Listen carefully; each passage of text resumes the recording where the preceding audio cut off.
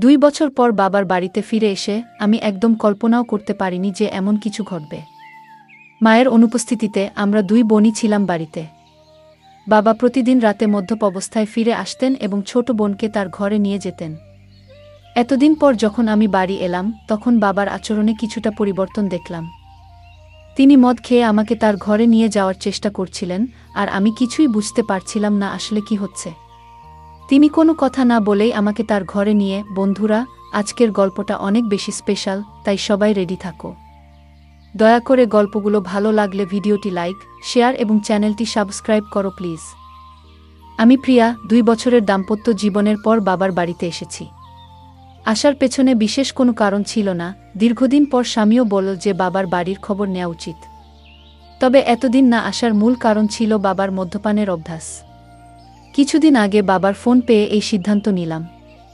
বাবা বললেন তিনি মদ ছেড়ে দিয়েছেন।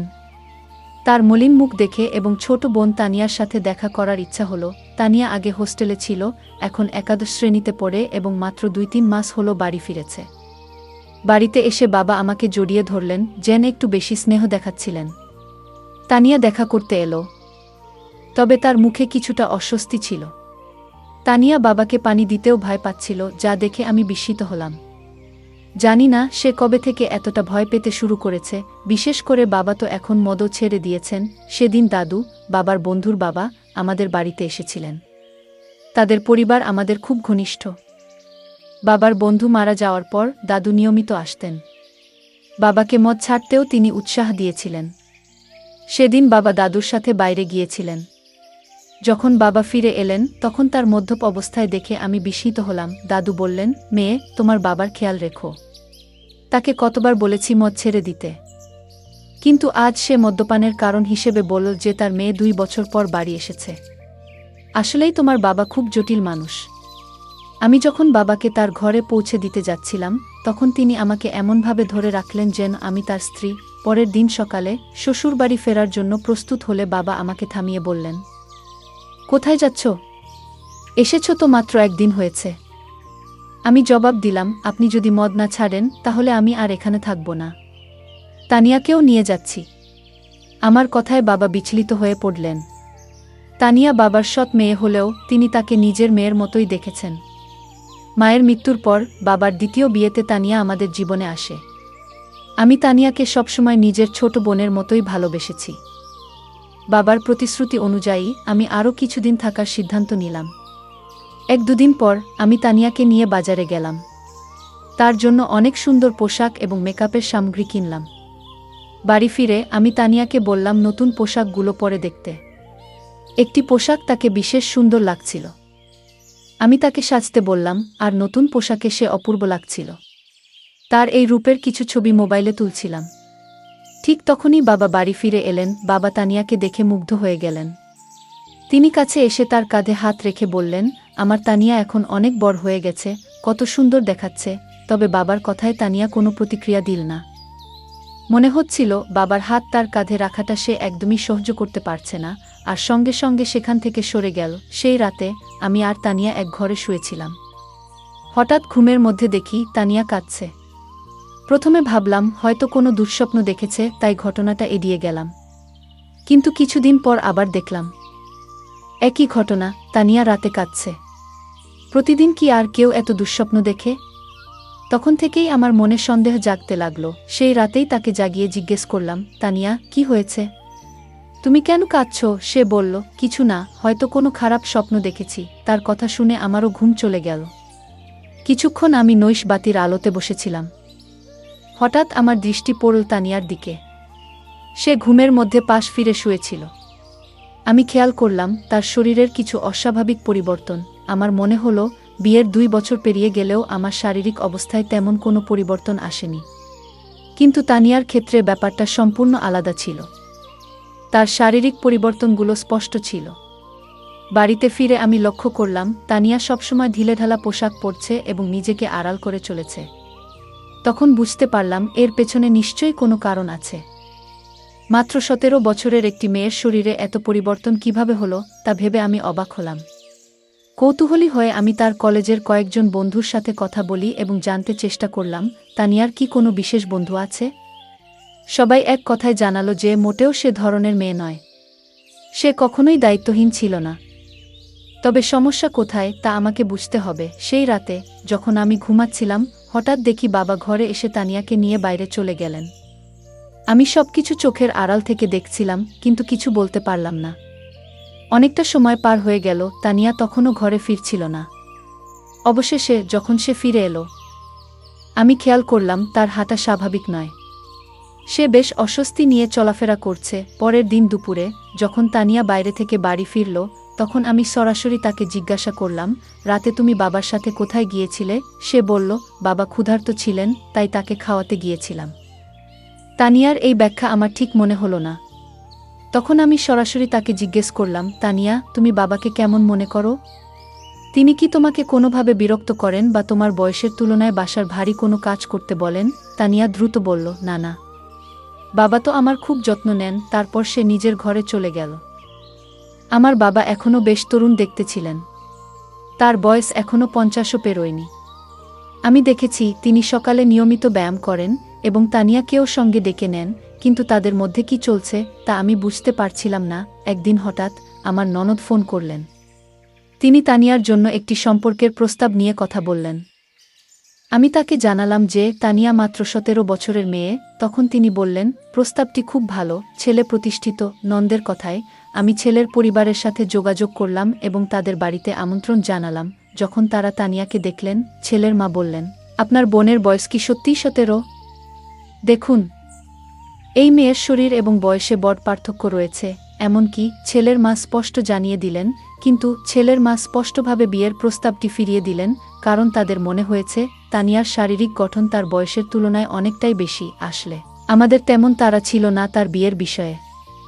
তবে নন্দের অনুরোধে আমি তাদের বাড়িতে ডেকেছিলাম। আমি এই দেখার ব্যবস্থা এমন একসময় করেছিলাম যখন বাবা বাড়িতে ছিলেন না এবং আমি তাকে কিছু জানাইনি। কিন্তু যখন বাবা জানতে পারলেন, তিনি ভীষণ রেগে গেলেন এবং বললেন, তুমি কি পাগল হয়েছ?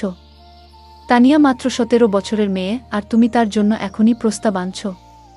যদি এখানে থাকতে না পারো, তবে নিজের শ্বশুরবাড়িতে চলে যাও। বাবার এই প্রতিক্রিয়ায় আমি হতবাক হয়ে গেলাম, কারণ এটা তো কেবল সাধারণ একটি দেখাশোনা ছিল। বিয়ে ঠিক করিনি। বাবার তানিয়ার প্রতি অতিরিক্ত মনোযোগ আমাকে চিন্তিত করছিল। যদিও আমি সরাসরি কিছু সন্দেহ করিনি, তবে তাদের আচরণ আমাকে ক্রমশ সন্দেহজনক লাগতে শুরু করছিল। তানিয়াকে প্রায়ই বাবার পিছনে ঘুরতে দেখতাম। বাবা আমার সাথে এত রাগ করলেও আমি শ্বশুর বাড়ি যেতে চাচ্ছিলাম না। দাদাজি, যিনি আমাদের বাড়ি থেকে 2টি বাড়ি পড়ে থাকতেন, আমাদের মধ্যে এই সমস্যা লক্ষ্য করেছিলেন। তিনি বাবাকে বোঝানোর চেষ্টা করলেন, মেয়ের সাথে এমনভাবে কথা বলা উচিত নয়। কিন্তু বাবা কারো কথা শোনার মতো অবস্থায় ছিলেন না এবং রেগে নিজের ঘরে চলে গেলেন। তার পেছনেই তানিয়া এক গ্লাস পানি নিয়ে ঘরে ঢুকে গেল, যেন বাবার প্রতি তার অতিরিক্ত খেয়াল ছিল। দাদাজি আমাকে বললেন, প্রিয়া, যদি তোর বাবার এই আচরণ পছন্দ না হয়, তুই নিশ্চিন্তে শ্বশুর বাড়ি চলে যা। আমি এখানে দুজনেরই খেয়াল রাখব, কোনো চিন্তা করিস না। দাদাজি খুব দায়িত্বশীল মানুষ ছিলেন এবং সবসময় আমাদের বাড়ির খেয়াল রাখতেন। 2 দিন পর আমি শ্বশুরবাড়ি চলে গেলাম। সেখানে পৌঁছে দেখি আমার ননদ আগে থেকেই এসেছে। সে বলল, প্রিয়া, আমি তোকে শুধু একটা পরামর্শই দিয়েছিলাম। ওই পরিবার থেকে আমার কাছে ফোন এসেছিল। তারা বলেছে তোমার বোন সম্পর্কে আমাকে কিছু ভিন্ন কথা বলা হয়েছে। তিনি বললেন, মেয়েটি বিয়ের আগেই শরীরের অদ্ভুত পরিবর্তন করেছে। আমার শ্বশুরবাড়িতেও তানিয়ার শারীরিক পরিবর্তন নিয়ে কথা হচ্ছিল। এরপর ননদ আমাকে বললেন, প্রিয়া, রাগ করো না, তবে এখনও তোমার হাতে সময় আছে। তুমি এখনই ভালো কোনো পরিবারের সাথে তানিয়ার বিয়ের ব্যবস্থা করো, কারণ তার বয়স বাড়লে শরীরের পরিবর্তন আরও বেশি হবে। তখন তার জন্য উপযুক্ত পাত্র খুঁজে পাওয়া কঠিন হয়ে যাবে। নন্দের কথা সত্যিই ছিল। আমি তার কাছ থেকে আরও 4-5টি প্রস্তাবের যোগাযোগ নম্বর নিলাম এবং সরাসরি আমার বাবার বাড়িতে চলে গেলাম। সেখানে গিয়ে বাবাকে স্পষ্ট বললাম, আমি তানিয়ার জন্য সম্পর্ক দেখতে শুরু করেছি। বাবা এতে রেগে গেলেন, কিন্তু আমি তার রাগের পরোয়া করলাম না, কারণ আমি আমার বোনের ভবিষ্যৎ নিয়ে চিন্তিত ছিলাম। বাবা তর্ক করে বললেন, তানিয়ার বিয়ে হয়ে গেলেও আমি কিভাবে এই বাড়িতে একা থাকব? তোমার মা চলে যাওয়ার পর তানিয়া আমার জন্য মায়ের মতো হয়ে উঠেছে। বাবার কথা শুনে আমি কিছুটা বিরক্ত হয়ে বললাম, আপনার স্ত্রীর মতো বলতে চান? মানে সে খুব যত্নশীল। তিনি সঙ্গে সঙ্গে কথা ঠিক করে বললেন, মানে সে আমার খুব খেয়াল রাখে। তার বিয়ের পর আমার দেখাশোনা কে করবে? আমি বাবাকে বললাম, আপনার পেনশন তো আসে, আপনি একজন সেবিকা রাখতে পারেন যিনি 2-4 ঘন্টা আপনার যত্ন নেবেন। আসলে বাবাকে বোঝানোর প্রয়োজন ছিল না, কারণ তানিয়া সবসময় আমার কথা শুনত। আমার দেখা 4-5টি সম্পর্কের মধ্যে একটি পরিবার তানিয়াকে পছন্দ করেছিল। সেই পরিবার আমাদের শহরেই ছিল এবং ছেলেটি একটি বড় কোম্পানিতে চাকরি করত। তানিয়ার 18 বছর হতে এখনও 8 মাস বাকি ছিল, তবে আমি কাউকে কিছু না জানিয়ে সেই সম্পর্কটি ঠিক করে দিলাম এবং দ্রুত তার বিয়ে দিয়ে দিলাম। তানিয়ার বিয়ে হয়ে যাওয়ায় আমি আবার নিজের মনে শান্তি পেলাম। হ্যাঁ, কিন্তু আমি যেমনটা ভেবেছিলাম তেমন কিছুই হয়নি। বিয়ের প্রথম রাতের পরেই দ্বিতীয় দিনেই তানিয়া বাড়ি ফিরে এসেছিল। তার স্বামী রাগ করে তাকে বাড়িতে রেখে চলে গিয়েছিল, আর তানিয়াও কাঁদছিল। আমি তাকে জিজ্ঞাসা করলাম, তানিয়া, মাত্র একদিনেই এমন কি ঘটল শ্বশুরবাড়িতে যে তোমার স্বামী এত রেগে গিয়ে তোমাকে এখানে রেখে দিল? তখন সে বলল, আমি ওর সাথে থাকতে পারবো না। তানিয়া সঠিকভাবে কিছু বলতে চাইছিল না, তাই আমি তার স্বামীকে ফোন করলাম এবং জিজ্ঞেস করলাম কেন সে তানিয়াকে তার বাপের বাড়িতে রেখে দিল। তখন তার স্বামী বলল, তোমার তানিয়া প্রথম রাতেই কিছু অশোভন কথা বলেছে। যখন আমি তার কাছে গিয়েছিলাম সে বলল, আমি তোমার সাথে মানিয়ে নিতে পারবো না, আমি শুধুমাত্র আমার বাবার সাথে অভ্যস্ত। মাত্র 7 বছরের একটি মেয়ে এমন কিছু বলবে, তা শুনে আমার কাছে অদ্ভুত লেগেছে। এছাড়াও আমরা জেনেছি যে তানিয়া গত কয়েক মাস ধরে তার বাবার সাথে একা বাস করছে। কিন্তু ব্যাপারটা এখানেই শেষ নয়। সে তার আসল বাবা নন। তুমি যেটা ভালো মনে করো সেটা করো, কিন্তু আমি তাকে আমার বাড়িতে ফিরিয়ে নিতে পারবো না। তানিয়া কেন এমন পাগলামি করল কিছুই বুঝতে পারছিলাম না। নিজের মেয়েকে বিয়ের দ্বিতীয় দিনেই বাড়িতে ফিরে আসতে দেখে আশ্চর্যজনকভাবে তার বাবা একটুও চিন্তিত ছিলেন না, বরং তিনি অনেক খুশি ছিলেন। গত কয়েকদিন ধরে তিনি রাতে তানিয়াকে তার ঘরে ডাকতেন এবং বসাতেন। কিছুদিন পর আমার সামনেই তিনি তানিয়ার জন্য কিছু পোশাক কিনেছিলেন, যা তার দেহের মাপে যথেষ্ট ছোট ছিল। তখন তানিয়া সেই পোশাকগুলো পরেনি, কিন্তু রবিবার আমি যখন আমার বান্ধবীর বাড়ি গিয়েছিলাম সেখান থেকে ফিরে এসে আমি দেখলাম যে তানিয়া সেই ছোট পোশাক পরে বাড়ির মধ্যে ঘুরে বেড়াচ্ছে। আমার চোখ অবাক হয়ে গিয়েছিল, কারণ সে তার বাবার সামনে ছোট পোশাক পরে হাঁটছিল। বাবা যেভাবে তাকে দেখছিলেন সেটা দেখে আমি সাথে সাথেই তানিয়ার হাত ধরে তাকে আমার ঘরে নিয়ে গেলাম এবং বললাম, তানিয়া, এখন তুমি আর ছোট নেই, একবার নিজেকে আয়নায় দেখো। বাবার সামনে এমন ছোট পোশাক পরে ঘুরে বেড়ানো ঠিক নয়। তানিয়া আমার কথাগুলো শান্তভাবে শুনল, কিন্তু কোনো উত্তর দিল না। সেদিন রাতে আমি ঘুমাচ্ছিলাম, তখন হঠাৎ আমার মনে হলো যেন কেউ আমাকে ধাক্কা দিয়েছে। ঘুম ভেঙে দেখি পাশে তানিয়া নেই। আমি তাকিয়ে দেখলাম সে ঘর থেকে বাইরে যাচ্ছিল। আমি তার পেছনে পেছনে গেলাম এবং দেখলাম সে বাবার ঘরের সামনে দাঁড়িয়ে আছে। আমি পেছন থেকে ডাকলাম, তানিয়া, এত রাতে কোথায় যাচ্ছ? কিন্তু সে আমার কথার কোনো উত্তর দিল না, এমনকি আমার দিকে তাকালো না। আমি তার সামনে এসে দাঁড়ালাম এবং তখন বুঝলাম তানিয়া আসলে ঘুমের মধ্যে হাঁটছিল। পরের দিন সকালে আমি তাকে জিজ্ঞেস করলাম, তানিয়া, তোমার কি ঘুমের মধ্যে হাঁটার সমস্যা আছে? সে বলল, আমারও ঠিক জানা নেই, আমি রাতে ঘুমের মধ্যে হাঁটি, কিন্তু কিছুই মনে থাকে না। আমরা যখন কথা বলছিলাম তখন আমার স্বামীর ফোন এলো। তিনি কয়েকদিনের মধ্যে আমাকে নিয়ে যেতে আসবেন বলে জানালেন। তানিয়া এই কথোপকথন শুনে আমাকে যেতে দিতে একদম রাজি ছিল না। ঠিক সেই মুহূর্তে দাদু সেখানে এসে হাজির হলেন। 7 বছর বয়স হলেও দাদু এখনও বেশ শক্তিশালী ছিলেন। আমাদের কথাবার্তা অনেকেই শুনছিল। দাদু তানিয়াকে বললেন, তুমি শ্বশুরবাড়িতে থাকতে চাও না, কিন্তু তোমার বড় বোন তোমার মতো নয়, তার অনেক দায়িত্ব আছে। বাপের বাড়ি মেয়েদের জন্য অল্প সময়ের জায়গা, তাকে তার দায়িত্ব পালন করতে হবে, তাকে বাধা দিও না। দাদু তানিয়ার কাঁধে হাত রেখে কথা বলছিলেন, কিন্তু হঠাৎ তানিয়া দাদুর হাত ঝেড়ে ফেল এবং বলল, আমাকে অযথা উপদেশ দেবেন না, সে আমার বোন, তার সাথে কি কথা বলতে হবে সেটা আমি নিজেই দেখে নেব। আপনি নিজের বিশ্বাসটা দেখুন। তানিয়ার এমন অদ্ভুত আচরণ আমারও ভালো লাগেনি। কয়েকদিন পর আমার স্বামী আমাকে নিতে আমার বাপের বাড়িতে এলো। তানিয়া তার জামাইয়ের কাছে কিছুদিনের জন্য বাড়িতে থাকার জেদ ধরল। আমার স্বামী ও তানিয়ার জেদ দেখে রাজি হয়ে গেলেন। আমার স্বামী আমাকে বলল, প্রিয়া, তুমি গত কয়েকদিন ধরে বাপের বাড়িতে আছো। এই সময়ে তোমার বোনের সাথে অনেক কিছু ঘটেছে। তুমি একবারও তার সাথে এ বিষয়ে কথা বলেছ? আমি বললাম, এ নিয়ে কথা বলার কি আছে?